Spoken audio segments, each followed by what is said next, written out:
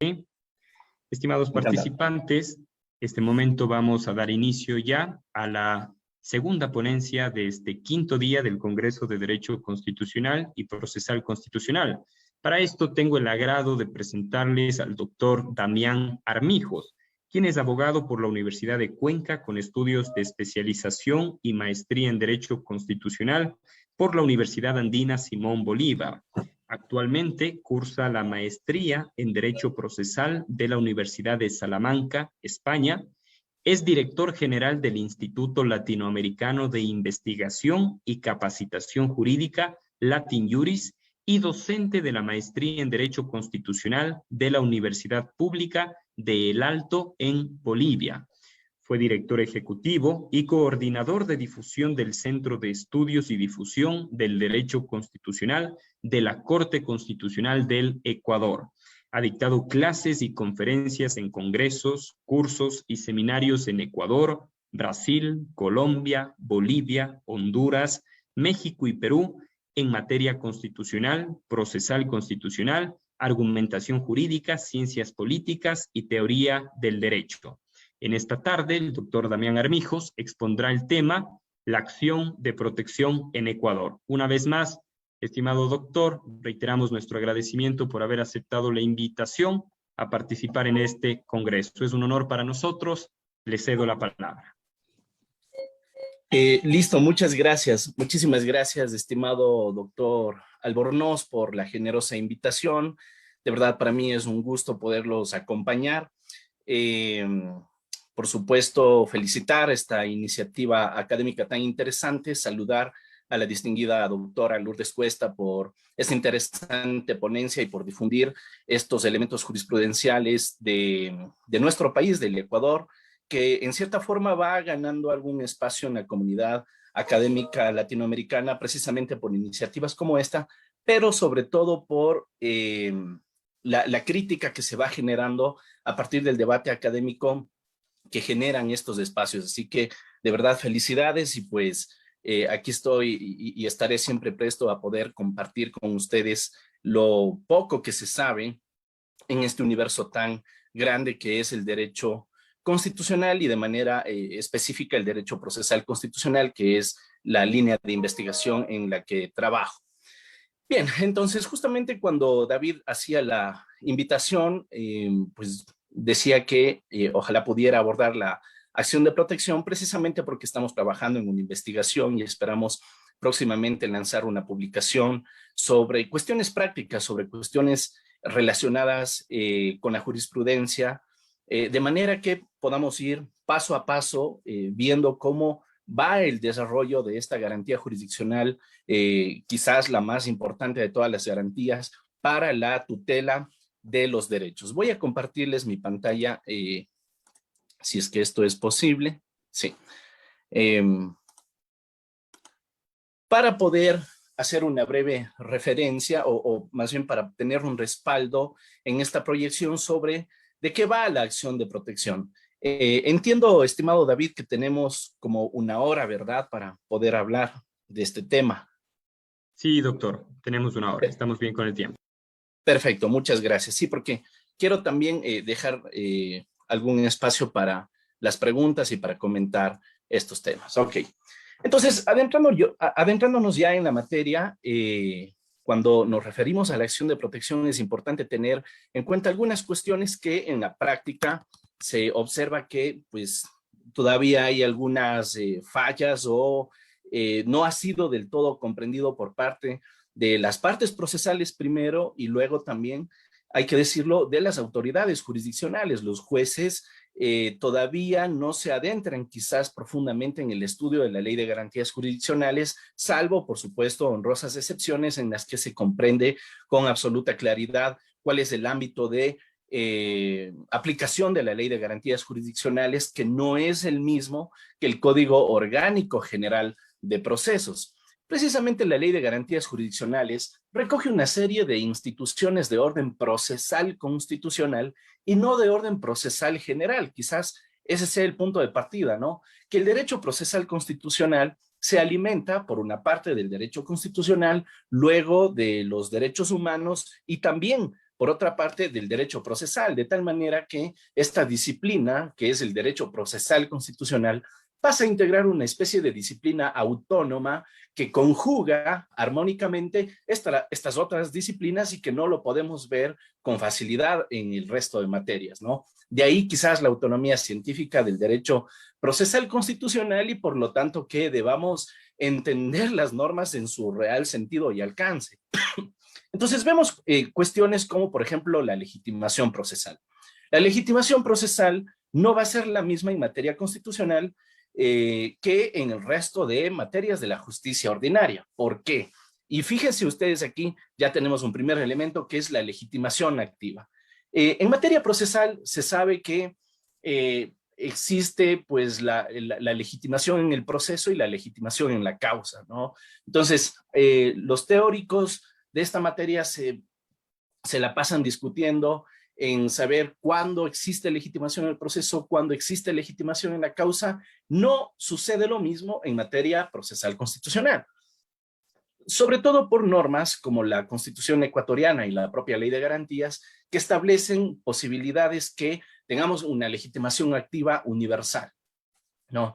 Que cualquier persona pueda plantear una acción como la acción de protección o en general una garantía jurisdiccional o constitucional con la finalidad de defender derechos constitucionales, salvo ciertas garantías que por su naturaleza misma, como la extraordinaria de protección, requieren que intervenga la parte interesada.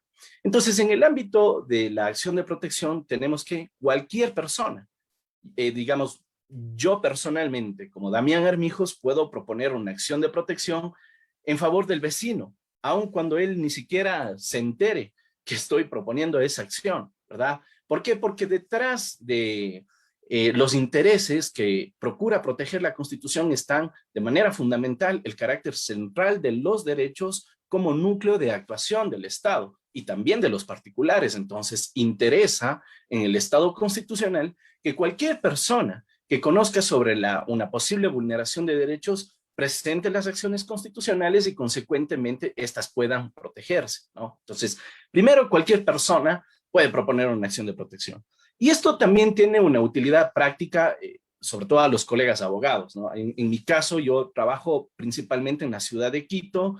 De vez en cuando estoy por aquí en Cuenca llevando algunas cuestiones, pero eventualmente cuando nos llaman a que presentemos acciones en otras ciudades, pues lo más conveniente es que para evitar el tema de que la demanda esté haciendo un recorrido turístico por el país en donde diferentes personas tengan que firmar la acción, la presento yo por mis propios derechos, señalando que la parte afectada es tal persona, ¿verdad? Entonces, por mis propios derechos yo puedo presentar una acción de protección porque tengo legitimación activa para el efecto, ¿verdad?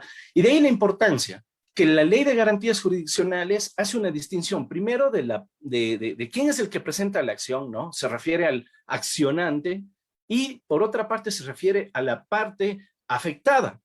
La parte afectada se entiende que es la persona sobre la que ha recaído la vulneración del derecho, sobre la que ha recaído y tiene que soportar el daño. Entonces, claro, lo importante aquí es que el accionante, el que propone la acción, notifique a la parte afectada con la finalidad que esta parte afectada pueda también comparecer al proceso y haga valer sus derechos. De hecho, la parte afectada va a tener la última palabra sobre el destino de la acción. La parte afectada puede modificar la demanda, puede desistir de la demanda, ¿verdad?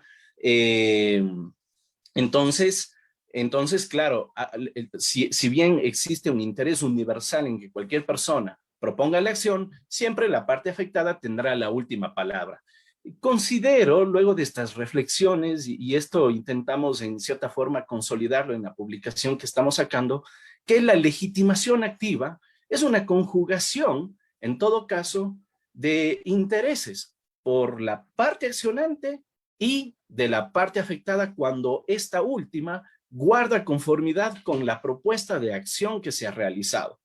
Hace algunos meses teníamos un caso en el que una persona aquí en el Ecuador tenía que plantear una acción de protección en favor de su hermana que estaba en los Estados Unidos. Y claro, Para eso estaba todo este asunto por el tema de celeridad. Ustedes saben que la acción de protección es una acción que se caracteriza por ser sumarísima, ¿no? Entonces, decíamos, bueno, hasta que le llegue posiblemente un poder de los Estados Unidos, hasta que le llegue la autorización, vaya, se termina por consumar una vulneración del derecho. Entonces, pedíamos justamente una acción de protección sin la necesidad, por ejemplo, de un poder en virtud de que la accionante fue la hermana y la parte afectada fue, dígase, la persona que fue afectada en sus derechos en los Estados Unidos. Claro está que esta persona que estaba en los Estados Unidos era una persona que prestaba servicios para el Ecuador a través de una de sus sedes diplomáticas, ¿no? Por eso la relevancia del lugar en donde se encontraba, ¿no? Entonces, ahí cobraba muchísimo sentido práctico esta situación. Luego, entre otras cosas que debemos de tener presente en cuanto a la legitimación activa, es el carácter del Estado como legitimado activo. La Corte Constitucional en el año 2019, ya lo señalaba la doctora Cuesta, que viene realizando algunos pasos importantes, en efecto, señaló en el año 2019 que el Estado tiene ciertas limitaciones para la interposición de acciones de protección, porque resulta que en años anteriores el gobierno nacional interponía acciones de protección con la finalidad de proteger para sí mismo ciertos derechos que son propios de la dignidad humana. Específicamente me refiero al caso de la sentencia 282-13-EP/19, en la que la Corte Constitucional, respecto del diario La Hora, selecciona el caso en el ámbito del proceso de selección y revisión y emite una sentencia de revisión señalando que la Secretaría General de la Administración Pública, Secretaría de la Administración Pública, había propuesto una acción de protección para proteger su derecho a la honra, por una parte, y también el derecho a la información pública, decía, en virtud que aparentemente Diario La Hora había publicado datos inexactos relacionados con el gasto público sobre la propaganda oficial. Entonces, en ese caso, se cuestionó muchísimo de qué forma el Estado protegía para sí mismo ciertos derechos que solamente le corresponden a la ciudadanía. Entonces, la Corte Constitucional concluyó que el Estado no puede proponer acciones de protección para proteger derechos derivados de la dignidad humana como la honra, ¿verdad? De tal manera, entonces, que lo único que puede hacer es proponer acciones siempre que la intención de esas acciones sea proteger los derechos constitucionales de quienes, en efecto, son sus titulares, en este caso de personas, comunidades, pueblos y nacionalidades. Por otra parte está la legitimación pasiva, ¿no? La acción de protección recae en contra de decisiones de autoridad pública no judicial. Autoridad pública no judicial, es decir, todas aquellas autoridades administrativas y en cierta forma el artículo 88 vincula a través de estas autoridades públicas no judiciales a otras instituciones que por los servicios que prestan, dígase si es que prestan servicios públicos impropios o delegatarios o concesionarios del Estado, es decir, aquellos que por el vínculo que tienen con el Estado van a tener alguna posibilidad de relación de poder frente a los ciudadanos. Entonces, contra ellos procede la acción de protección. Y esto es importante destacarlo porque sucede que, bueno, se han visto muchos casos en los que autoridades judiciales, dígase mediante autos, sentencias, mediante sus providencias, afectan a las partes y se proponen acciones de protección en contra de esas decisiones. Fíjense, por ejemplo, se había propuesto una acción de protección, medidas cautelares, ¿no? Casi las medidas cautelares se parecen a la acción de protección en cuanto al destinatario.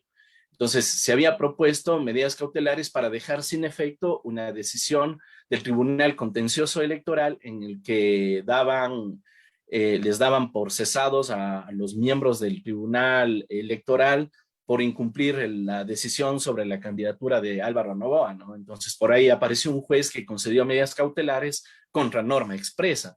Y cosas parecidas se ven también en el ámbito de la acción de protección.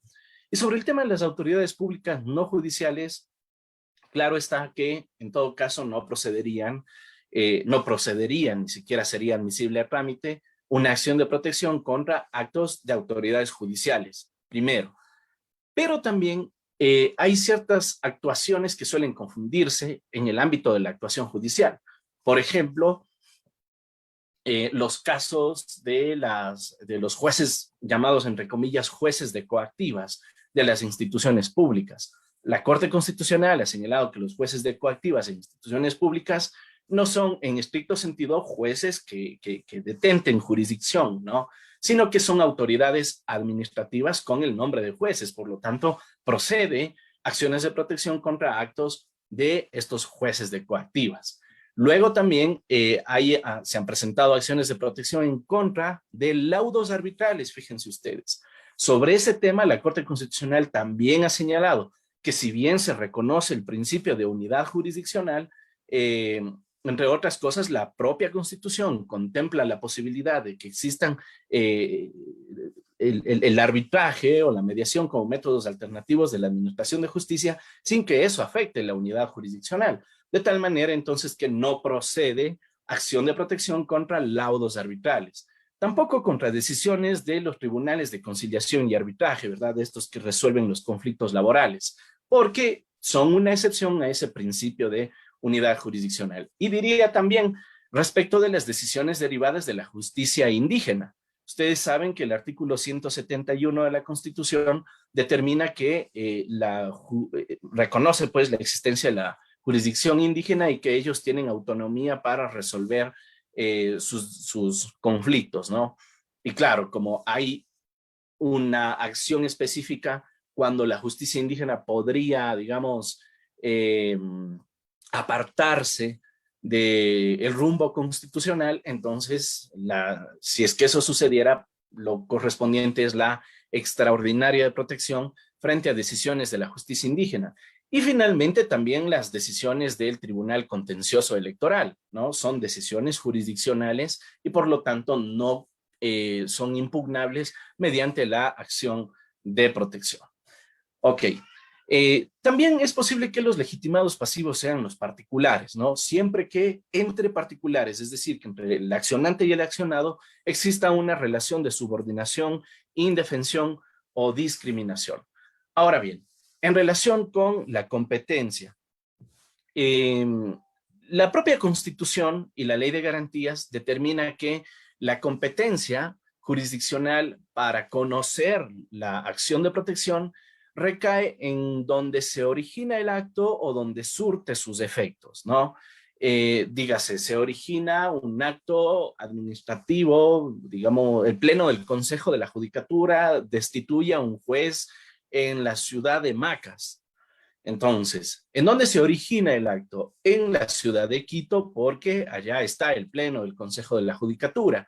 ¿En dónde se producen sus efectos? En la ciudad de Macas, porque allá es en donde prestaba sus servicios este juez, ¿no? Entonces, la acción de protección se puede proponer en cualquiera de estos dos lugares, pero hay un par de sentencias interesantes de la Corte Constitucional que en cierta forma agregan una excepción a estas, o no sé si excepción en sentido estricto, pero sí desarrollan, por decirlo de alguna forma, lo relacionado con la competencia.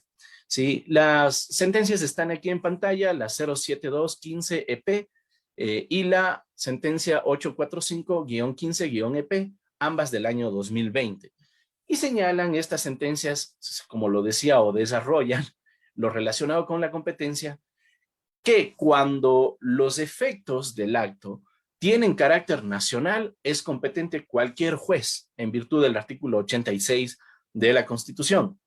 Y claro, en estas sentencias ustedes van a observar, por ejemplo, que los demandados fueron demandados en la ciudad en ciudades de la provincia de Esmeraldas, cuando el acto se originó en Pichincha y sus efectos se habían provocado en el Guayas, porque es allá en donde habían trabajado los policías que fueron destituidos, ¿no? Por la institución. Entonces, claro, llama la atención este tema porque se propone en Esmeraldas, es decir, ni donde se originó el acto ni donde surtió efectos. pero en esta sentencia como tal, de efectos internacionales, podía surtir efectos en cualquier lugar y por lo tanto era plenamente viable que estas personas propongan sus acciones de protección en sus domicilios.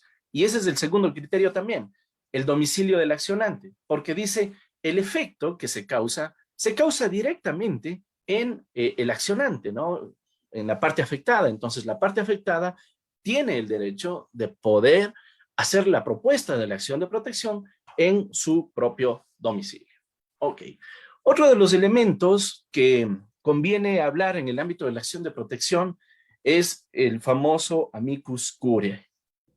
El amicus, considero que en cierta forma está mal regulado en nuestra legislación y que merece una inmediata reforma, ¿no? Porque el amicus, que es una recopilación, ¿no? Que el sistema interamericano es en realidad el que origina una figura como esta, y claro, ya lo decía, el derecho procesal constitucional bebe de los derechos humanos, o del derecho internacional de los derechos humanos, y por lo tanto adoptamos una figura como esta, ¿no? Que en el ámbito de las acciones de protección podamos también presentar, o la gente pueda presentar un amicus curiae, con la finalidad de que el amicus curiae, que es el amigo de la corte, entregue argumentos a los jueces, ¿sí? Con la finalidad de que pueda ampliar el espectro argumentativo en relación con el caso, ¿no? Sea en favor del demandante o del demandado. El amicus, como no es parte procesal, simplemente se acerca a la corte, expone sus argumentos por escrito o de manera verbal, y pues a partir de esos argumentos se entiende que está coadyuvando a el juez para que pueda llegar a la decisión final. Y decía que posiblemente esté mal regulado porque, si se fijan en el artículo 12 de la Ley de Garantías Jurisdiccionales, el amicus curiae dice, bueno, podrán presentarse amicus curiae los terceros con interés a través de un escrito de amicus. Entonces, es como confuso, ¿no? Señala que el amicus curiae, ya en la práctica, es un tercero interesado que comparece a través de un escrito de amicus. Y sabemos que el tercero interesado, según el derecho procesal en general, no necesariamente es un amigo de la corte, ¿no? Es una persona que tiene interés, como su nombre mismo lo dice, en la causa. Ustedes saben que existen tercerías coadyuvantes, tercerías excluyentes, en fin, ¿no? Y es posible, y de hecho se da también en casos constitucionales en donde existen terceros que tienen interés directo en la causa, pero como no fueron, digamos, no integraron la conformación de la litis, porque no fueron considerados como parte procesal, lamentablemente son excluidos, ¿no? Entonces, me parece que es importantísimo que se pueda regular, y les pongo un caso sobre el que también estuvimos trabajando y participamos, de hecho, como amigos, porque no teníamos otra alternativa, ¿no? El caso es que en el municipio de una ciudad de aquí del Ecuador, pues no había entregado los equipos suficientes para que uno de sus trabajadores pueda realizar sus funciones con las debidas medidas de seguridad, ¿no? Con los debidos cuidados. Resulta que esta persona estaba haciendo una investigación para abrir una vía en esta ciudad, y en esas tareas se topa con un panal de abejas que se cae, tiene picaduras, lo matan, y el Instituto Ecuatoriano de Seguridad Social determina que existe responsabilidad patronal. Como se determina que existe responsabilidad patronal, le acusan al municipio, pues lo generan, ¿no? Una glosa por responsabilidad, y obviamente esa glosa tenía que ser pagada a los familiares de esta persona que había fallecido. En consecuencia, este municipio presenta una acción de protección en contra del Seguro Social, ¿sí? presenta una acción de protección contra el Seguro Social con la finalidad de dejar sin efecto esas glosas. Pero en la práctica había un tercero interesado ahí. Había definitivamente un tercero interesado que podía también hacer valer sus derechos, pero sin embargo no tenía la posibilidad de participar como parte procesal, sino como amicus curiae. Y de hecho esa fue la figura que utilizamos y la decisión en cierto sentido fue favorable. Ya me voy más adelante para tocar las dimensiones de la tutela. Regresaré sobre los comentarios de este caso. Pero en todo caso, digamos, más allá de la defectuosa previsión legal que podamos tener en nuestro país, el amicus debe de reunir algunas condiciones, o los jueces deben de interpretar los amicus bajo ciertas condiciones, ¿no? Primero, que la persona que presenta el amicus no es parte procesal, ¿sí? Segundo, que como en efecto no es parte procesal, no propone pretensiones si es que estuviera a favor de la parte accionante, ni propone excepciones si estuviera a favor de la parte accionada. Solamente tiene que referirse, claro que puede referirse a los hechos, a las pretensiones, hacerle notar al juez cuestiones que posiblemente las partes no le hicieron notar, pero las pretensiones o las excepciones son propias de las partes procesales. Yo he visto amicus en los que los amigos de la corte le dicen, por lo tanto, al final de su intervención le dicen, por lo tanto, señor juez, solicito que se acepte la demanda. No le solicitan nada porque no eres parte procesal, ¿no? El amicus se limita a recomendar, a sugerir al juez una determinada forma de actuación, ¿no? Y por lo mismo, como no es parte procesal, tampoco puede interponer recursos. No puede solicitar aclaración, no puede solicitar ampliación, no puede solicitar apelación, ¿no? Ni puede presentar acción extraordinaria de protección, porque recuerden que la extraordinaria de protección solamente se propone por parte de quienes fueron parte en el proceso o quienes debieron haber sido parte de ese proceso en donde hay una vulneración de derechos constitucionales. Ok. También es posible que en el ámbito de la acción de protección puedan proponerse medidas cautelares conjuntas. Aquí yo señalé que es posible la existencia de medidas cautelares autónomas y también medidas cautelares conjuntas. Para el efecto de la acción de protección interesa las conjuntas, ¿no? Las autónomas son aquellas que se proponen solitas, con la finalidad de evitar la vulneración de derechos, y de ahí la relevancia de haber señalado la existencia de estas medidas, ¿no?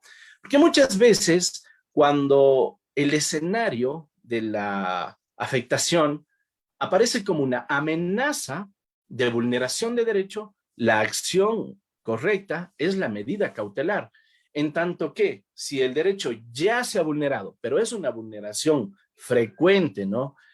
Permanente, que se consuma día tras día, que necesita ser suspendida, allí se propone medidas cautelares conjuntas con la acción de protección. En ambos casos, es decir, para pedir medidas cautelares autónomas o conjuntas, es necesario acreditar dos requisitos básicos de las medidas cautelares, y esto, digamos, es propio del derecho a nivel internacional, ¿no? El fomus boni juris, ¿no? Que es la apariencia del buen derecho, y el periculum in mora, o peligro en la demora. ¿Por qué estos dos elementos? El fomus boni juris porque justamente como la razón de ser de las medidas es cautelar, no necesito probar la existencia de los hechos, no necesito acreditar de que en efecto esta amenaza, digamos, está sucediendo a través de documentos, de videos, etcétera. Aunque pueda ser recomendable aquello, lo que se presume es que hay una apariencia del buen derecho, es decir, necesitamos proteger de buena fe lo que nos está señalando esta persona, ¿ok? Y el periculum in mora, que es el peligro en la demora, no podemos esperar precisamente a que se desarrolle el proceso judicial como para que podamos otorgar esas medidas cautelares. No podemos esperar a la audiencia, no podemos esperar que se dicte la resolución para otorgar medidas cautelares. Y es por eso que las medidas cautelares, cuando se han solicitado conjuntamente con acción de protección o de manera autónoma, se tienen que conceder o denegar en el primer auto, ¿sí? Que es el auto de admisión o inadmisión. En la práctica toca insistir a los jueces que se pronuncien sobre las medidas cautelares, ¿no? Porque resulta que uno plantea acción de protección con medidas cautelares, dicen se califica, declara y completa la demanda y se convoca a una audiencia para aquí en 15 días, ¿no? Entonces, uno dice, bueno, ¿y qué pasa con mis medidas cautelares? Inmediatamente toca decirle a los jueces, vea, señor juez, pedí medidas cautelares, la ley de garantías dispone que es necesario que se pronuncien en el primer auto, que es el auto de admisión, y usted no dijo nada, por favor, pronúnciese sobre las medidas cautelares. Y claro, luego los jueces obviamente están obligados para actuar inmediatamente y determinar la procedencia o no de ese requerimiento. Pero adicionalmente a estos elementos que constan en la ley, ustedes saben que pues a partir de esta mixtura del constitucionalismo norteamericano con el europeo continental que tenemos en nuestra constitución, es que, entre otras virtudes del constitucionalismo norteamericano, hemos heredado el asunto del precedente, ¿no? Y que a partir del precedente, las decisiones que toma la Corte Constitucional son vinculantes en cuanto a su ratio decidendi y por lo tanto deben también de ser consideradas para casos futuros. Y entre otros elementos, en el ámbito de la jurisprudencia constitucional en relación con las medidas cautelares, está la sentencia 66-15-JC del año 2019, ¿sí? En la cual se señala que para otorgar medidas cautelares es necesario verificar nada más el cumplimiento de estos cuatro requisitos.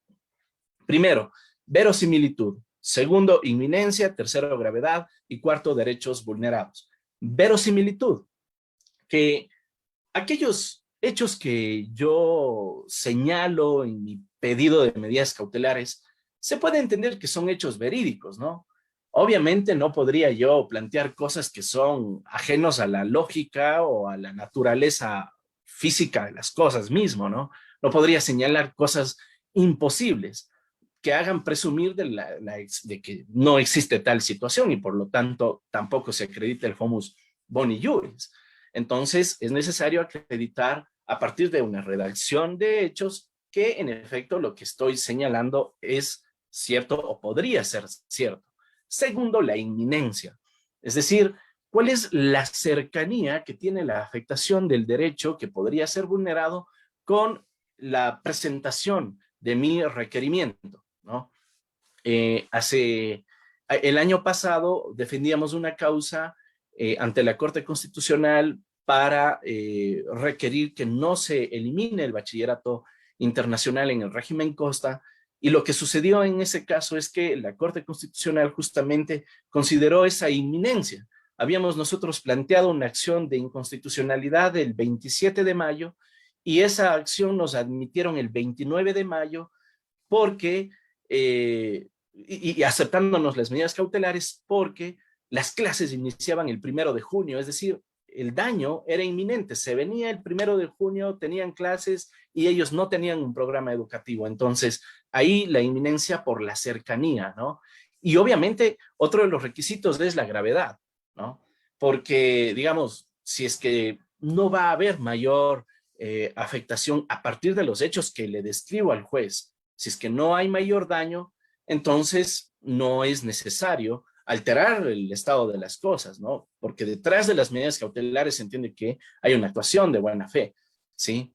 Y por conducto de esa buena fe, lo que yo afirmo debe también de tener algún sentido. Entonces, esas afirmaciones deben de recaer sobre ciertos hechos que en caso de consumarse puedan ser hechos graves, ¿no? O en el caso de las medidas conjuntas que por el hecho de que se están consumando me están ya causando un daño. De tal manera entonces que el requisito de gravedad es algo que deba de acreditarse, sin que el otorgar medidas cautelares signifique en forma alguna que ese otorgamiento constituye una anticipación de criterio por parte de la autoridad judicial. ni que pueda utilizarlo yo como prueba para decir, miren, me dieron medidas cautelares y si hay vulneración del derecho. No, no, no. Eso no puede ser empleado de esa manera porque el asunto es precisamente cautelar, ¿no? E insisto, pues se entiende que hay una práctica de buena fe detrás de todo eso. Y claro, se han dado casos en los que se conceden medidas cautelares, pero se niega la acción de fondo y viceversa. Se niegan medidas cautelares al inicio, pero se concede la acción de fondo. Todo es posible y pues eso ya depende de la valoración que puedan hacer los jueces de los casos concretos, pero sobre todo de la medida en que vayamos dando cumplimiento a estos requisitos. Y finalmente, el otro requisito para las medidas cautelares es acreditar que estas medidas se requieren para evitar o para hacer cesar la vulneración de derechos constitucionales, ¿no? No puedo señalar cuestiones relacionadas con intereses particulares que de pronto no constituyan derecho constitucional alguno. Entonces es necesario invocar también esos derechos. Ok, estoy viendo el tiempo, por eso hago ciertas pausas. Ok, vamos con la demanda. La demanda de la acción de protección, como ya lo señalaba, sirve para impugnar actos u omisiones. Estos actos pueden ser actos administrativos, naturalmente, pero es necesario tener en cuenta que deben de ser actos administrativos con efectos individuales. Alguien dirá, bueno, el artículo 173 de la Constitución dice que los actos administrativos se impugnarán en la vía judicial. Claro. Y de hecho, ese es el principal argumento que utiliza la Procuraduría General del Estado en casi todas las audiencias de acción de protección. Ustedes observarán que llega a la Procuraduría y le dice, el acto administrativo, según el 173, debe de impugnarse en el contencioso administrativo y por lo tanto no cabe acción constitucional alguna, ¿no? Entonces, eso es típico, eso sucede todo el tiempo, pero precisamente para efectos de desvirtuar esta situación, para descartar de que los jueces inclusive de plano, no sé, para que no vaya, perdón el término que vaya a utilizar, pero para que no utilicen el camino más cómodo, ¿sí? La Corte dijo, un momento, señores jueces, ustedes tienen que analizar la real existencia de vulneración de derechos constitucionales antes que determinar que otra vía es improcedente, que otra vía es la procedente, ¿no? Y por lo tanto rechazan la acción de protección por existir otras vías, ¿no? Entonces, no puedo yo directamente decir, señor juez, la vía es esta, y ni puede el juez en su acción decir, sin analizar el fondo del asunto controvertido, decir sí, usted tiene otras vías, ¿no? Tiene que hacer un análisis profundo.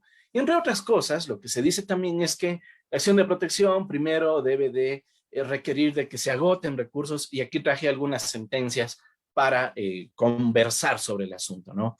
En la sentencia 673-15-EP del año 2020, la Corte Constitucional señaló que para presentar la acción de protección no se requiere agotar recursos administrativos, ojo, o judiciales, ¿sí?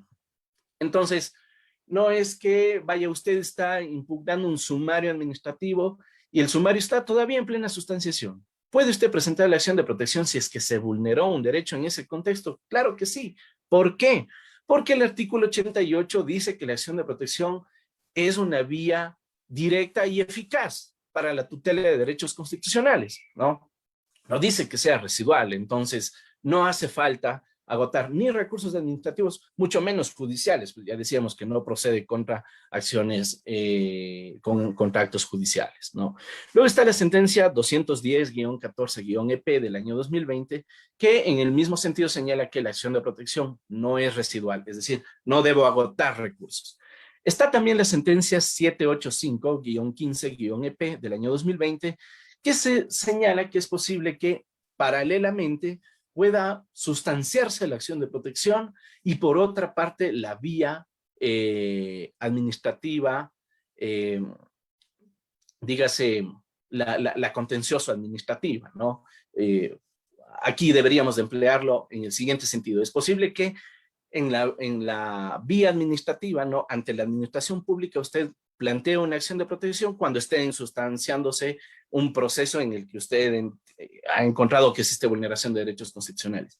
Pero también es posible que paralelamente a la vía contenciosa administrativa pueda plantearse una acción de protección, porque la acción de protección se va a enfocar en el tema de la constitucionalidad, en si es que existen o no vulneración de derechos, mientras que la vía contenciosa administrativa se va a enfocar en la legalidad, es decir, cómo es que se está aplicando la ley. ¿Ok? Y luego está la sentencia 1068-13-EP del año 2020, que señala que la acción de protección es directa e independiente, ¿no? No necesito agotar absolutamente nada, no necesito requisitos prejudiciales como para presentar una acción de protección. Y también, no solo que se puede proponer acción de protección en contra de actos que vulneren derechos, sino también respecto de omisiones que vulneren derechos, ¿no? Pero cuando estamos frente a omisiones que violan derechos y estas omisiones no constituyen silencio administrativo, la respuesta, desde una hipótesis nada más que planteo, es a partir de los derechos adquiridos. Fíjense ustedes esto. En estos días se ha vuelto popular el asunto de las acciones de protección para reclamar los nombramientos de los médicos que no les otorgaron el nombramiento hasta el 22 de diciembre, que era el plazo que había otorgado la ley de apoyo humanitario para hacerlo, ¿no? Entonces, claro, una cosa es que llegue hoy, digamos, llega el médico, está trabajando y le dice a la institución, ¿sabe qué? Quiero que me otorguen un nombramiento, sin ley humanitaria, ¿no? Quiero que me otorguen un nombramiento. O hace usted cualquier pedido a la administración. La administración no le contesta en 15 días, siempre y cuando sea, digamos, jurídicamente procedente su requerimiento y que pueda configurar un silencio administrativo, pues entonces usted nada más tenía una legítima expectativa y por lo tanto posiblemente se configure un silencio administrativo y la vía que tenga para ejecutar ese silencio que se entiende que es positivo es la contencioso administrativa. Pero ¿qué pasa cuando la institución pública omite un deber jurídico de actuar, pero tenía digamos, la obligación de hacerlo porque estaba frente a un derecho adquirido de usted, ¿no? Por ejemplo, usted trabajó desde hace 2 meses y no le pagan la remuneración. Si es que usted va y hace el pedido y la administración no le contesta, eso no es silencio administrativo. ¿Por qué? Porque su derecho no depende de la contestación de la administración pública. Es un derecho adquirido por efectos de su prestación del servicio. Algo semejante sucede con el tema de los médicos, ¿no? Ellos tenían el derecho, digamos, tenían el derecho a que les otorguen el nombramiento hasta el 22 de diciembre. No les otorgaron ese nombramiento, pues hay una omisión. Tendrían ellos que hacer una petición, no tienen que pedir nada. Y si es que, ¿por qué? Porque esa petición pueden concederlos o pueden negarles. Y si es que les niegan, no es que pierden el derecho, tienen derecho adquirido. ¿Qué pasaría en el caso, igualmente, regresando al ejemplo del no pago de la remuneración? ¿Sabe qué, señores? Trabajé hace 2 meses, pero no recibo mi remuneración. Págueme, por favor, ¿no?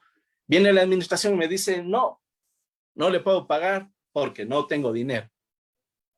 ¿Será que se configura por eso, digamos, una cuestión de legalidad o de constitucionalidad? Entonces, yo por eso considero que la salida a este tema de diferenciar las omisiones en el ámbito constitucional frente a las omisiones de respuesta que posiblemente configuran el silencio administrativo está en la consideración de si estamos o no frente a un derecho adquirido o nada más teníamos legítimas expectativas. Ok, otro de los elementos a considerar en la demanda es tener presente cuando estamos frente a un posible abuso del derecho. El artículo 23 de la Ley de Garantías se refiere al abuso del derecho en materia constitucional, pero de manera específica en el contenido de la demanda, me parece que es el artículo 8.6 de la Ley de Garantías, el que señala que no se puede proponer la misma acción constitucional, ¿no?, por los mismos actos u omisiones en contra de las mismas personas y con las mismas pretensiones. Ojo con esto, es importantísimo, porque lamentablemente se han observado casos en donde las mismas personas presentan,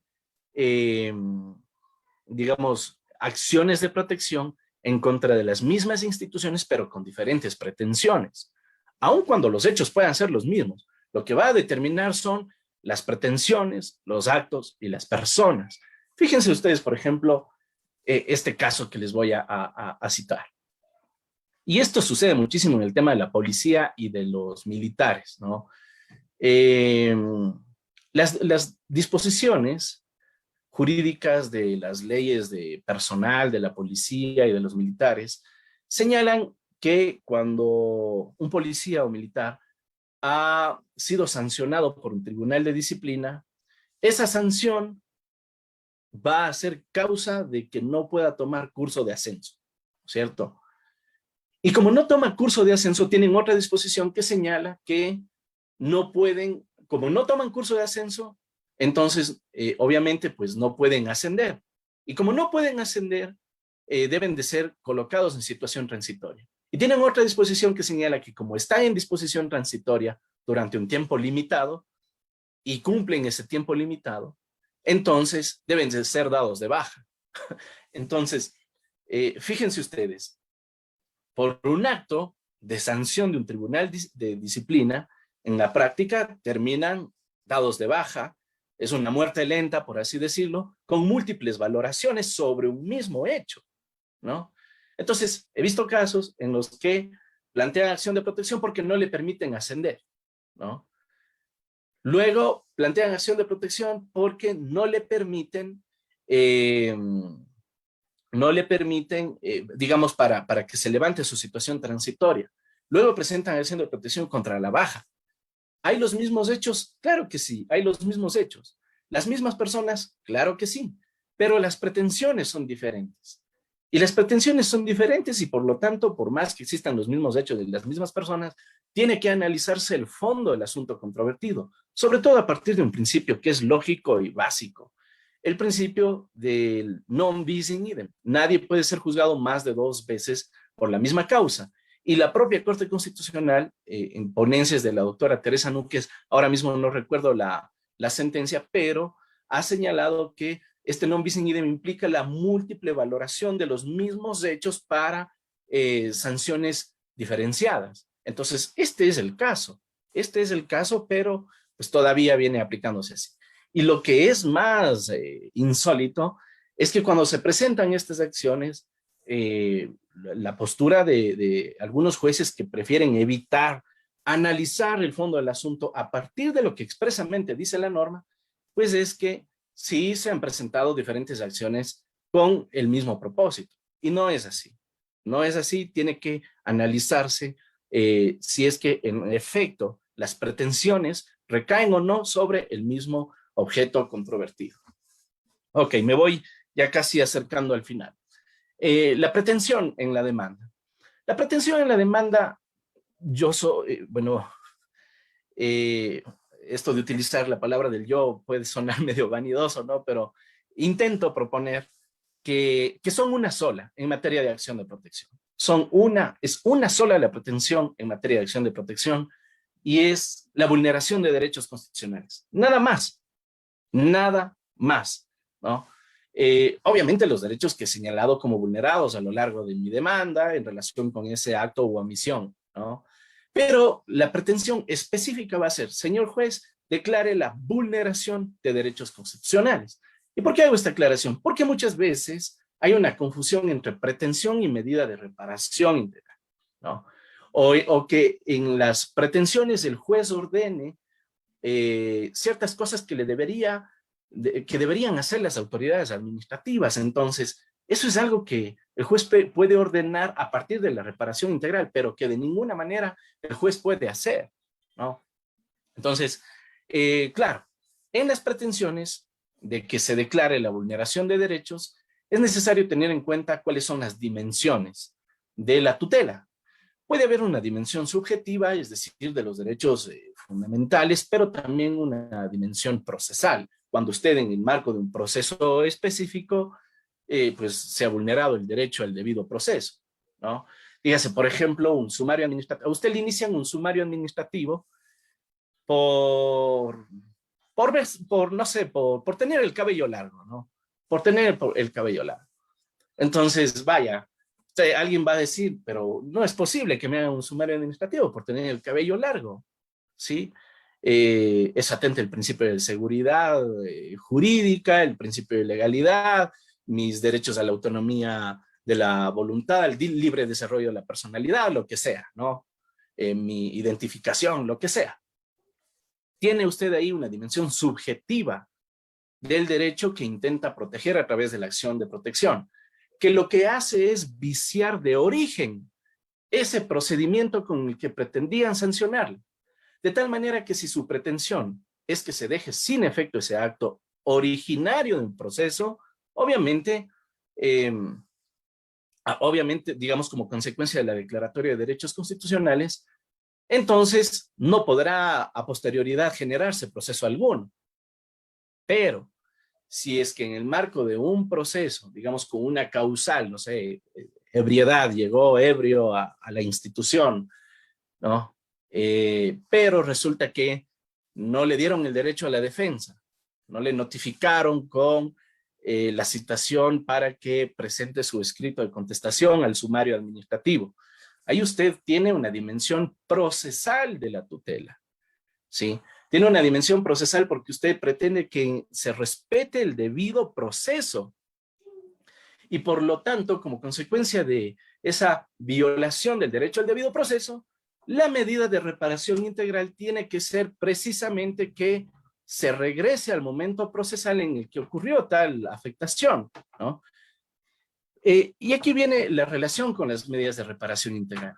Como la pretensión es la declaración de vulneración de derechos, la medida de reparación integral, que es su contracara, debe de guardar armonía con el derecho vulnerado, ¿no? La reparación integral bebe de esta fuente del derecho internacional de los derechos humanos, que es la famosa restitutio in integrum, ¿no? Que se restituya integralmente el derecho en la medida de lo posible, retrotrayendo la actuación hasta el momento en el que se produjo la vulneración, ¿no? Entonces, he visto fallas en el tema de la dimensión procesal de la tutela porque se dice que como no me dieron el derecho a la defensa, se deje sin efecto todo lo actuado. Y claro, ahí hay un problema, porque las pretensiones no son cuestiones de formalidad condicionada, son cuestiones de fondo. Y si es que yo planteo mal la pretensión, puedo fracasar también en la acción, ¿verdad? Entonces, en el supuesto de que exista una dimensión procesal de la tutela, tengo que procurar de que las cosas se regresen al momento en el que se produjo la vulneración y nada más. Ok. Y decía que como reparación integral, entonces, pues es la contracara de la declaratoria de vulneración de derechos, pero tiene ciertas características diferentes a la pretensión. La pretensión posiblemente está escrita en piedra.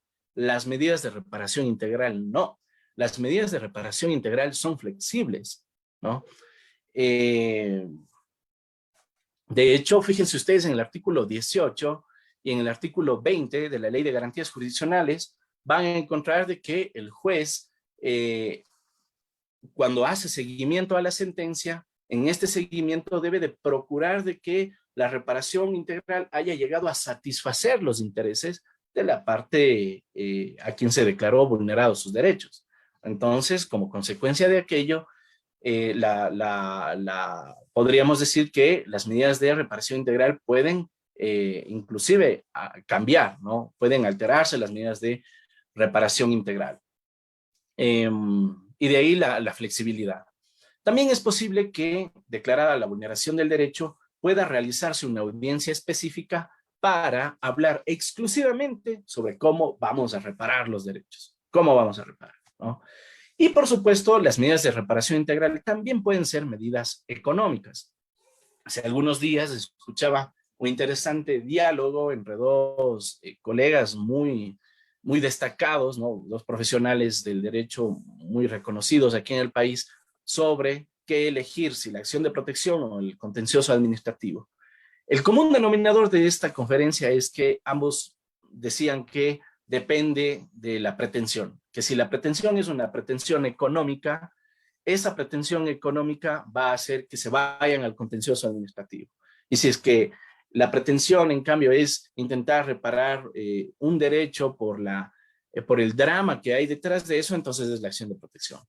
Yo respeto, obviamente, los criterios de los colegas, pero no comparto esta postura. ¿Por qué? Porque detrás de la afectación de derechos constitucionales, naturalmente, pueden existir pretensiones de orden económico, de orden de reparación económica. Fíjense ustedes en esto. Una persona a la que le han vulnerado el derecho de igual trabajo, igual remuneración durante 10 años, ¿sí? Una persona, una secretaria que ganaba $2,050 frente a una secretaria que desempeñaba las mismas funciones en la misma institución durante el mismo tiempo, que ganaba $6,000. ¿Hay o no hay afectación del derecho a la igualdad y no remuneración? Lo hay. Digamos, al derecho a igual trabajo, igual remuneración. Mi pretensión va a ser: declárese vulnerado el derecho y pare de contar. El juez, eso es todo lo que tiene que hacer. Porque la reparación, naturalmente, deberá de ser una reparación económica. ¿Hay o no un drama detrás de eso? Claro que sí, porque es el sustento con el que esa persona le lleva, digamos, pues tiene sus fuentes para sí misma, para su hogar, para sus hijos, etcétera, ¿no? Pero sobre todo hay un trato posiblemente hasta discriminatorio. Que hay un drama, claro que lo hay. Y que hay una medida de reparación que obedezca a criterios económicos, por supuesto que lo hay. Entonces, el tema de la reparación económica no puede ser un criterio para determinar cuál es la vía que elijo, sino realmente discutir si es que existe o no vulneración de derechos constitucionales. Y pues el tema para el cálculo de reparaciones económicas tiene que irse al Tribunal Contencioso Administrativo, ¿no? Ok. ¿Qué más tenemos por acá? Sobre las pruebas. Las pruebas pueden ustedes proponerlas en la demanda, pueden exhibirlas en la audiencia y eventualmente también pueden practicarse en el recurso de apelación. El artículo 16 de la Ley de Garantías determina que es posible que los jueces, para mejor resolver, puedan designar comisiones para recabar pruebas. Ojo con eso, para los amigos jueces. Comisiones para recabar pruebas. No dice que el juez ordene que se entregue cierto oficio. No, no, no. Dice que designen comisiones para recabar pruebas. Esto es importantísimo, porque es seguir lo que nos dice la norma. Y claro, parecería que podríamos estar ahí, no sé, siendo como incisivos con ese tema, pero, o legalistas, pero no es tanto así. Tiene un sentido práctico muy importante. Me ha pasado que en la demanda pedimos que el juez oficie que la institución demandada entregue ciertas pruebas. El juez califica la demanda, notifica a la parte demandada, dice entregue las pruebas, llega a la audiencia el demandado y no las entrega. No entrega las pruebas, ¿no? El artículo 16 de la Ley de Garantías es clarísimo en señalar que se presume que la información que ha estado en poder del demandado y que no la ha entregado, pues se presume entonces de manera favorable para el accionante. Se presume que es cierta la afirmación que yo hice detrás de las pruebas, ¿no? Señor juez, oficia a tal institución que entregue copias certificadas, un informe, un reporte de las remuneraciones percibidas por esta persona para determinar si es que existe o no afectación a igual trabajo, igual remuneración, porque la señora gana $6,000, mientras que mi defendida gana $2,000 y realiza el mismo trabajo. Llega el demandado a la audiencia y no entrega esa información. El juez en la audiencia dice, bueno, no entregaron esa información, le concedo 8 días para que entregue esa información. No funciona así. No funciona así. ¿Por qué? Porque el demandado naturalmente tiene la posibilidad de afectar la veracidad de esas pruebas. De allí la necesidad de designar comisiones para recabarlas. ¿Por qué una comisión para recabar? Porque va a ser alguien independiente a las partes procesales que vaya a realizar la investigación como tal, recabar esas pruebas y presentarlas a través de un informe a la autoridad judicial, de tal manera que no estén viciadas de imparcialidad esas pruebas que no han sido entregadas, o de plano, pues, utilizo la presunción que me da el artículo 16, porque hay norma expresa también sobre ese tema. Ok. Luego, a pesar de que las pruebas se pueden presentar de manera directa en la demanda, es la audiencia el momento procesal en la que debe de practicarse, así lo señaló la Corte Constitucional. Pero la práctica de las pruebas tiene cierta flexibilidad frente a otras formas, a otros medios probatorios para exhibirlos en la audiencia como tal. Por ejemplo, si es que usted en su demanda tiene copias simples, ese medio probatorio le sirve. Hay flexibilidad para actuar, ¿no? No necesito yo copias certificadas. ¿Por qué? Porque se entiende que en el ámbito de la acción de protección estoy en una relación de subordinación, estoy en una relación de poder frente al demandado. Entonces, exigirles a las partes que presenten sus medios probatorios con la misma rigurosidad que en el resto de procesos afecta en sí mismo la naturaleza del proceso constitucional. Y aquí están las sentencias de los temas que les voy haciendo referencia, ¿no? También el tema de las pruebas, aquel que aporta una prueba o que no lo hace o que no la practica, que no la invoca, tiene que asumir esa responsabilidad. Posiblemente presento una prueba en el que no me resulte conveniente, no es que yo puedo quitar la prueba del proceso, ¿no? Ahí por el principio de autorresponsabilidad de la prueba, tengo que pues, asumir las consecuencias de esa actuación. Y también está el tema de la presunción de certidumbre de los hechos que les decía, sucede cuando el demandado no presenta aquellas pruebas y está en la sentencia que también aprecia al final de esta lámina. La audiencia. Ok, ya voy terminando. La audiencia se da primero la intervención del accionante, 20 minutos, el accionado otros 20. Lamentablemente hay una especie de desequilibrio por ahí porque la Procuraduría General del Estado, ¿no?, también tiene 20 minutos más, lo que ya le pone de plano en cierto desequilibrio frente al accionante que solo tiene 20. También es posible que, o bueno, tienen que escucharse a las personas que han presentado amicus curiae, aquellos que el juez estime pertinentes, ¿no? Ya se dio un caso en la Corte Constitucional en que un mismo amicus curiae, es decir, un mismo texto, lo firmaron varias personas y todos ellos querían hablar en audiencia con el mismo texto. Entonces, la idea del amicus no era un cargamontón, ¿no?, sino la idea del amicus es que aporten argumentos nuevos desde diferentes puntos de vista a la Corte. Entonces, ahí ya dependerá de la valoración del juez que se tenga para saber en qué medida pues, se aportarán en efecto nuevos argumentos. En la misma audiencia tiene que dictarse sentencia, ¿sí?, por parte de los jueces que conocieron el caso. Esto, aunque parezca obvio, debo de remarcarlo, recientemente salió una sentencia de la Corte en la que en apelación habían estado unos jueces y dictaron sentencia otros que los reemplazaron. Entonces la Corte dijo, esto viola el derecho al debido proceso, el derecho al juez natural, el derecho a la inmediación, y por lo tanto el mismo juez que escuchó a las partes es el que debe dictar la sentencia. Y también en audiencia se da la interposición verbal del recurso de apelación.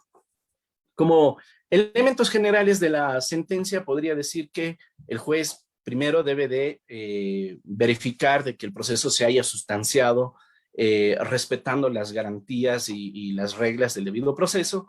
Luego, en materia constitucional, analizar realmente si es que existió o no vulneración de derechos constitucionales a partir de la relación de los derechos con las acciones u omisiones acusadas por la parte afectada, ¿no? He visto sentencias en las que, por ejemplo, cuando se invoca el derecho al trabajo, ponen los 16 numerales que contiene el artículo 326 y sin sentido alguno, ¿no? Una sentencia en donde se está discutiendo, por ejemplo, la intangibilidad de los derechos laborales. y ponen toditos los 16 principios. ¿Qué sentido tiene? Una sentencia bien redactada no es aquella que tenga demasiado texto, es aquella que aborda realmente la relación de los hechos con los derechos pues, que han sido invocados, ¿no? Y obviamente su pertinencia en relación con la aplicación de la norma jurídica, que es el test de motivación que manda también la propia Constitución. No. Entonces, en la sentencia se declara la vulneración de derechos, aceptando la acción, o se descarta la vulneración de derechos declarando improcedente la acción. Ojo con esto, improcedente. El momento de la sentencia hablamos de improcedencia. Visto sentencias en las que se señala que la acción es inadmisible y la admisión es una cuestión de el momento de presentación o de la calificación de la demanda, ¿no? Y obviamente, pues en la sentencia los jueces deben de establecer las medidas de reparación integral, señalando quiénes son los obligados, dentro de qué fechas tienen que cumplirlos, posiblemente designando a la Defensoría del Pueblo con la finalidad de poder que ellos hagan un seguimiento y le envíen un informe a la autoridad judicial. La apelación, como lo decía, puede ser presentada de manera verbal en la misma audiencia en la que se dicta sentencia, ¿no? Señor juez, de conformidad con el artículo 24 de la Ley de Garantías Jurisdiccionales y Control Constitucional, por no estar de acuerdo con su decisión, la apelo. Y sabré presentar el recurso debidamente fundamentado una vez notificado con la sentencia escrita. Punto. Es toda la apelación, ¿no?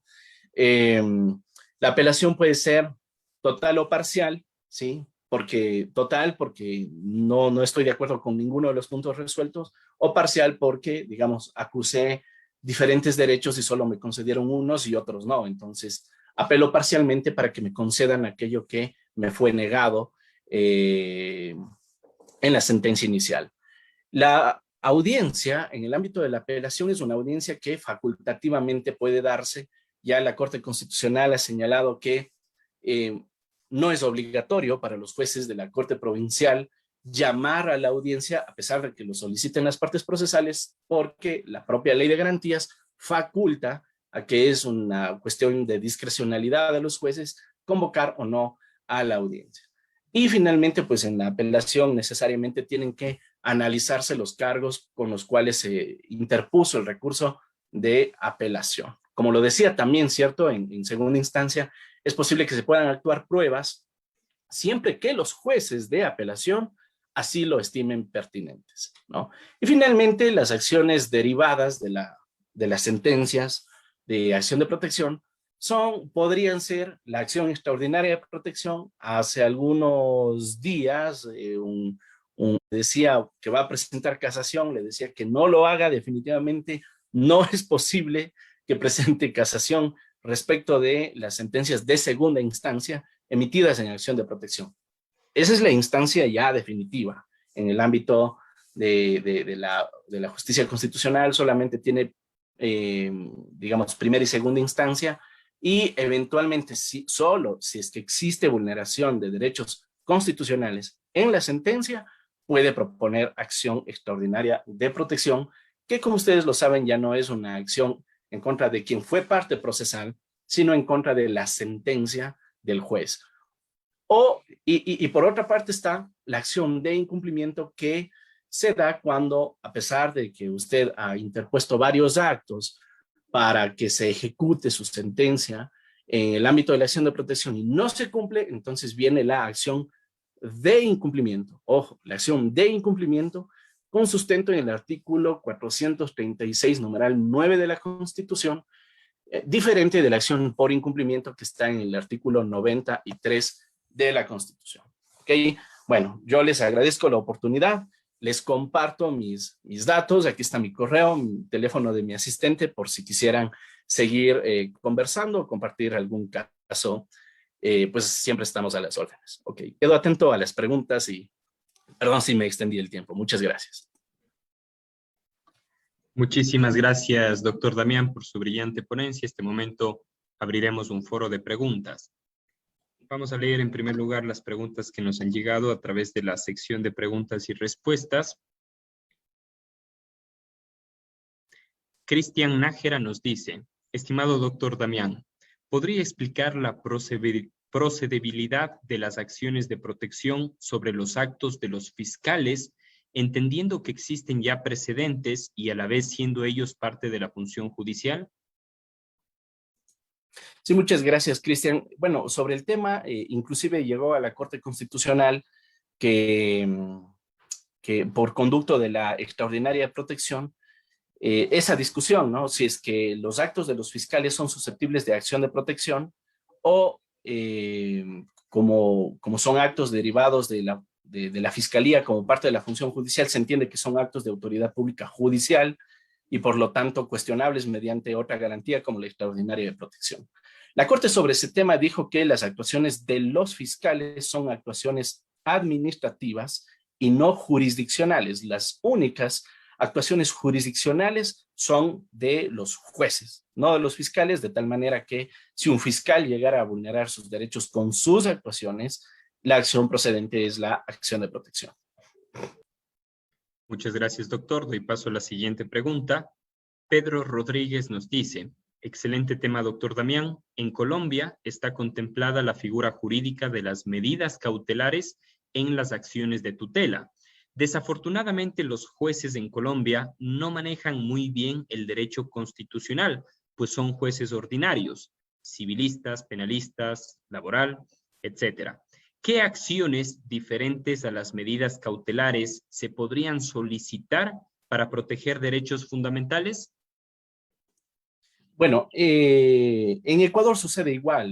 La Constitución, de hecho, los ecuatorianos seguimos el modelo constitucionalista colombiano en cierta forma. Por ejemplo, hay varias figuras. El proceso mismo de selección y revisión lo copiamos de Colombia. Bueno, hay algunas cosas ahí que discutir. Pero, entre otras cosas, también en el Ecuador todos los jueces son jueces constitucionales. Eso debe de matizarse, ¿no? Yo creo que sí es un problema. Creo que sí es un problema en la medida que la justicia especializada es un requerimiento o podría, en cierta forma, ser útil para los justiciables, quienes encargan la protección de sus derechos a las autoridades, deben de ser la prioridad, no tanto saber cumplir esta finalidad axiológica de que todos los jueces deban de entender derecho constitucional.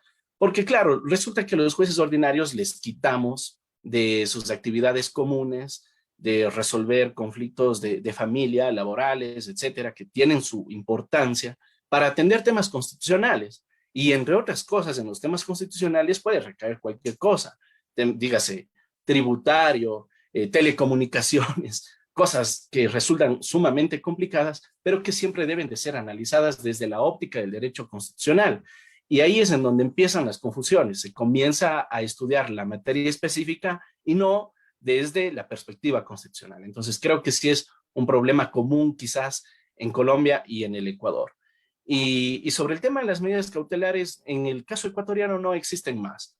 Pero tienen esta doble naturaleza, ¿no? Primero de ser preventivas y por lo tanto presentarse de manera autónoma cuando exista una amenaza de vulneración del derecho.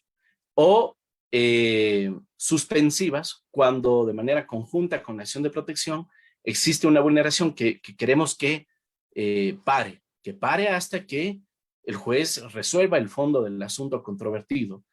Porque, digamos, si es que ya se consumó la vulneración del derecho, ya no me sirven las medidas cautelares porque ya no hay nada que prevenir.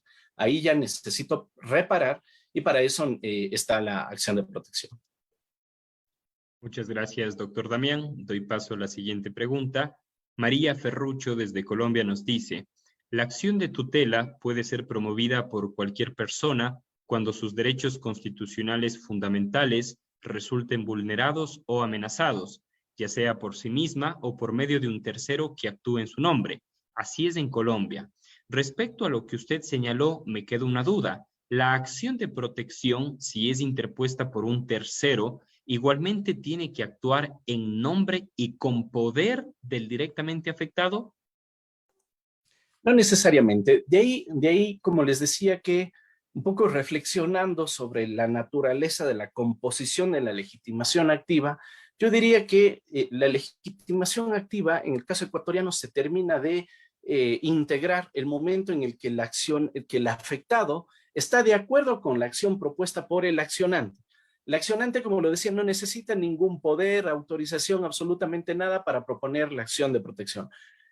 O en general hablemos de garantías, ¿no? Por ejemplo, en el caso de El Salvador, el año pasado, una niña de 10 años propuso una acción de habeas corpus para que le liberen a su mamá. Una niña de 10 años. ¿Qué sabe ella de acciones o de poderes? O inclusive, si es que nos refiriéramos al derecho procesal en general, diríamos, bueno, no tiene capacidad procesal, pero no así en materia constitucional, en donde aplican principios como el de formalidad condicionada, en donde, y el principio pro acción, que, digamos, le sirve muchísimo a las partes para que puedan alcanzar los fines de la acción como tal.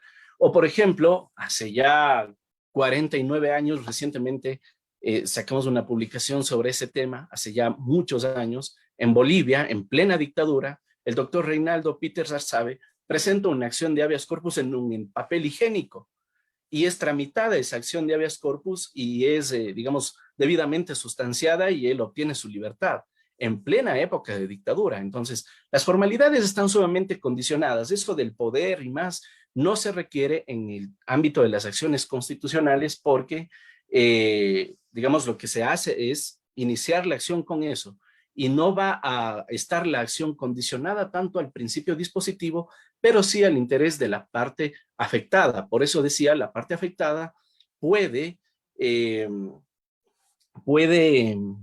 desistir de la acción, puede modificar la demanda y de hecho, pues, digamos, tendría como que la última palabra sobre ese tema. Aún así hay una disposición interesante que les podría comentar de la ley de garantías, y es que dice que el juez, inclusive frente al desistimiento, solamente puede aceptar el desistimiento, en este caso de la parte afectada, cuando llegue a determinar de que eso no compromete sus derechos constitucionales. Es decir, aún así, si es que el juez de los hechos observa que aquí como que hay algo sospechoso, aquí está algo grave, por más que usted desista, yo no le acepto ese desistimiento hasta llegar al fondo del asunto. Muy interesante su pregunta. Muchas gracias, doctor. Vamos con la siguiente pregunta. Clever Vega nos dice, doctor, buenas tardes. En cuanto a la legitimación pasiva de una institución pública, si un acto administrativo que presuntamente vulnera derechos, ¿quién debe ser el demandado o ejercer la legitimación pasiva? ¿El funcionario que suscribió dicho acto administrativo o el representante legal, judicial y extrajudicial de la institución? Bueno, en el caso de las instituciones públicas siempre debemos de observar primero si es que tienen o no personería jurídica propia. Eso está en las normas que crean la institución, porque asimismo hay, digamos, instituciones adscritas o descentralizadas sobre las que no recae en sí mismo la personería jurídica. Dígase, los distritos, las coordinaciones, etcétera, ¿no? Generalmente el representante de las instituciones públicas es el ministro del área correspondiente. Entonces, hay que demandar al ministro por ser el representante legal y judicial de la institución, sin perjuicio, obviamente, de notificar a esas personas que estuvieron involucradas en la emisión del acto administrativo. Es importante señalar el tema o identificar a las personas involucradas, porque recuerden ustedes que la ley de garantías contempla también una acción de repetición, también prevista en el artículo 11, numeral 9 de la Constitución, que dice que cuando el Estado, a consecuencia de la actuación de los servidores públicos, incurra en reparaciones económicas, debe de iniciar la respectiva acción de repetición en contra de esos servidores que provocaron la vulneración de derechos y la consecuente reparación integral. Perdón, y decía el tema de si es que tienen o no personería jurídica propia, porque aquellas instituciones que no tienen personería jurídica propia deben de ser demandadas por sí mismas y necesariamente contar con la Procuraduría General del Estado. Aquellas, en cambio, que tienen personería jurídica propia, se les demanda directamente y la notificación a la Procuraduría es solamente una formalidad, pero en las otras, las que no tienen personería, en cambio, es necesario, digamos, sí o sí que comparezca a la Procuraduría porque ellos van a hacer esa representación judicial. Muchas gracias, doctor. Damos paso a la siguiente pregunta de Oscar Silva, quien dice: felicidades por su excelente ponencia, doctor. Lastimosamente, muchos jueces niegan acciones de protección por asuntos de legalidad. Una vez que se obtiene un triunfo en una acción de protección, se ha vuelto un vía crucis ante el Tribunal Contencioso Administrativo, especialmente de Quito. Tengo dos casos. ¿Qué opinión le merece? Urge jueces constitucionales. Sí, yo soy de la hipótesis que sí, en realidad son necesarios jueces constitucionales. Y también este artículo 19 de la Ley de Garantías que manda a calcular las reparaciones económicas al contencioso administrativo, como que se aleja de la finalidad de la norma, ¿no? ¿De qué me sirve un proceso constitucional que en digamos, que se caracteriza por ser sumarísimo, en el que me van a dar una sentencia en 2, en 3 meses, ¿no? Que es un proceso sumamente rápido, por así decirlo. Si es que la ejecución de esa sentencia se va a demorar más de un año, no tiene ningún sentido. Ahí hay afectación al plazo razonable.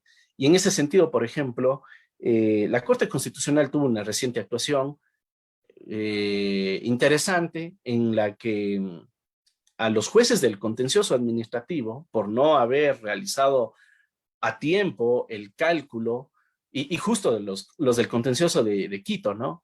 Por no haber realizado a tiempo el cálculo de la reparación económica, por no haber hecho las diligencias para que se cumpla con ese tema de la reparación, los destituyeron de su cargo.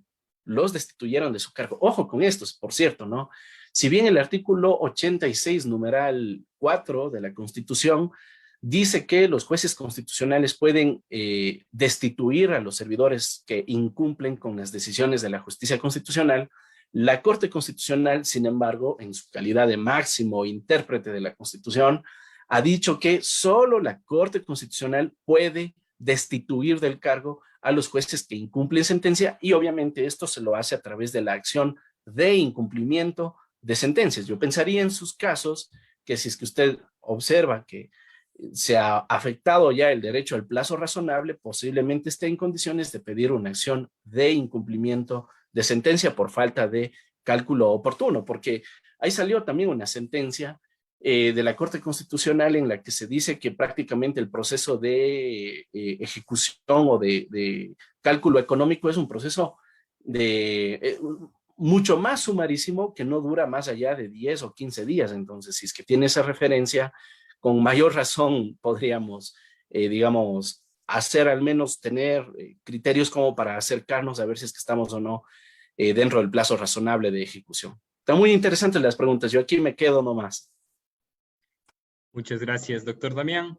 Bien, en este momento, a ver, una pregunta más tenemos por acá de Juan Flores, quien dice: en el sorteo de una acción de protección, ¿podría esta recaer en un juez de lo contencioso administrativo?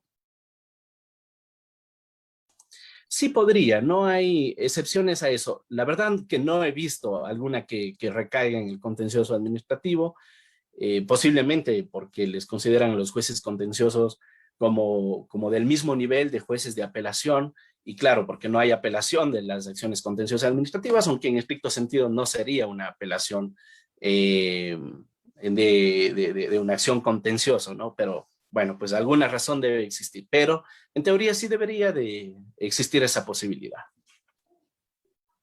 Muchas gracias, doctor. Por acá tenemos otra pregunta de Regina Zambrano, quien dice: doctor Armijos, ¿no debería ser a través del nombramiento de un perito para la totalidad de la remuneración y no pasar de un procedimiento constitucional a uno diferente, como es el contencioso administrativo? Se ganaría tiempo, ahorro de dinero para el ofendido y para los mismos jueces.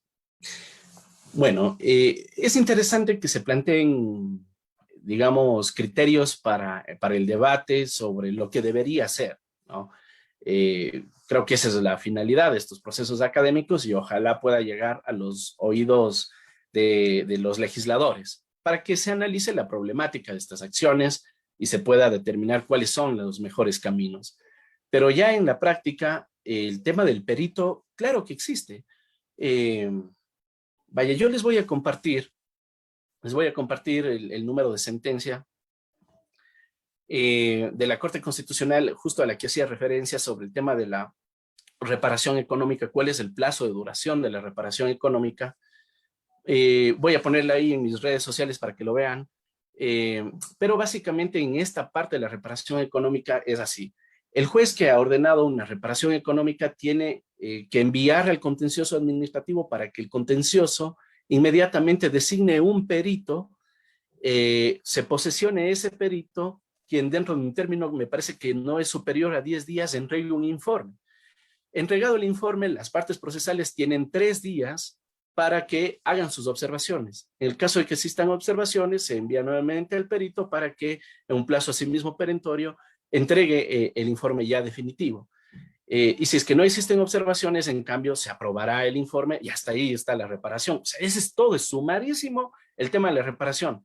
Ahí ya no hay discusión de que si es que existió o no vulneración del derecho y no sé qué, eso ya no. Como lo decía, la reparación integral es un momento diferente al de la tutela del derecho, ¿no? Al momento de la sentencia como tal. Entonces, se ha creado ese procedimiento sumamente rápido, pero el problema en sí mismo ya es de la práctica, no es ya un problema de ejecución. Muchas gracias, doctor. Henry Bejarano dice: buenas noches, excelente ponente, doctor Damián. Mi pregunta: ¿cabe la recusación de un juez que demore en el trámite de la causa? Bueno, es importante señalar que si bien la ley de garantías no hace ninguna referencia a la recusación de los jueces, el COGEB es norma subsidiaria. La disposición final, me parece que de la ley de garantías, señala que se aplicará de manera subsidiaria el Código de Procedimiento Civil, que ahora se entiende que es el COGEB, ¿no? De tal manera entonces que, claro, ante un plazo, ya una afectación al plazo razonable, me parece que es plenamente viable recusar al juez porque entiendo que es una de las causas de recusación establecidas en el COGEB. Perfecto, doctor, muchas gracias. Bien, me parece que con eso hemos completado todas las preguntas que teníamos por acá. Quiero, estimado doctor, agradecerle una vez más por haber aceptado la invitación a participar en este ciclo de conferencias de Derecho Constitucional. Desde ya, doctor, le comprometemos y le invitamos a participar en próximos eventos académicos. Quizás, inclusive, exista la oportunidad de organizar un evento con la institución que usted acertadamente dirige. No, encantado, estimado David. Muchísimas gracias. Siempre estamos a las órdenes, con toda la predisposición para seguir aportando y sumando en la academia. Y bueno, igualmente los colegas que están participando, si quisieran ampliar el asunto, pues allí les había compartido ya mis contactos para que pudieran con toda confianza, digamos, conversar y seguir discutiendo estos temas que son tan importantes para la vida jurídica, bueno, sobre todo para la justicia, ¿no? Y para el bien del país, que necesita que tengamos garantías de los derechos, porque si no tenemos garantías apropiadas y jueces capacitados para este tema, pues estamos como navegando a la deriva. Así que más bien felicitaciones y muchísimas gracias. Muchas gracias, doctor. Una excelente noche. Bien, estimados participantes, hemos llegado ya al último día de este congreso. Hemos tenido 2 ponencias muy buenas de la doctora Lourdes Cuesta, que nos acompañó en primer lugar, y del doctor Damián Armijos. Queremos en este momento, en representación del Instituto Iberoamericano de Leyes y Economía, en representación también del Instituto Becaria de Colombia y del Frente Estudiantil de Derecho de la Universidad de Guayaquil, agradecer en primer lugar a todos y cada uno de ustedes que nos han acompañado en estos 5 días de capacitación intensiva. Sin duda alguna, consideramos que cada una de las ponencias han sido valiosas y han contribuido a esa discusión profesional y académica en todos nuestros países. Desde ya los invitamos a participar en nuestros próximos eventos académicos. En el mes de julio estaremos organizando un seminario de Derecho Corporativo en México, y estaremos también organizando un seminario internacional para todos los países de Iberoamérica sobre derecho sucesorio y derecho notarial. La información de los próximos eventos académicos, que de igual manera son gratuitos, la estaremos publicando en nuestras redes sociales, por lo que les invitamos a seguirnos en Facebook, en Instagram y en nuestra página web, www.iile-instituto.com. De igual manera, la mayoría de ustedes tienen ya el correo electrónico de la institución, por lo tanto, si están interesados en formar parte de nuestra base de datos y así participar en próximos eventos académicos, lo podrán hacer contactándose a nuestro correo institucional. Una vez más, gracias a todos ustedes, gracias a todos los ponentes que aceptaron la invitación a participar en este evento académico. Bienvenidos y bienvenidas a la comunidad académica más grande de Iberoamérica. Que tengan todos y todas una excelente noche. Nos veremos pronto.